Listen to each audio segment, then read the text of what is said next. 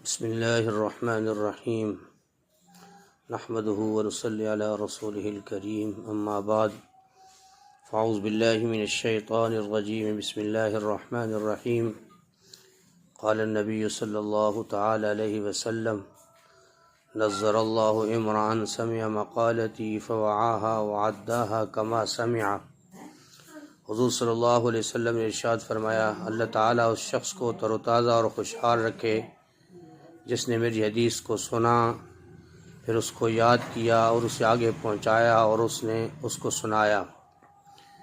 نبی کریم صلی اللہ علیہ وسلم نے ارشاد فرمایا، اللہ جل شانہ اس شخص کو تر و تازہ اور خوشحال رکھے جس نے میری حدیث کو سنا،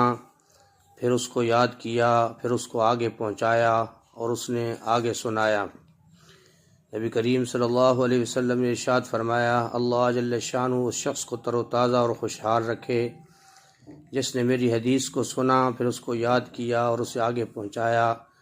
جیسے اس نے اس کو سنا تھا۔ اللہ پاک ہم سب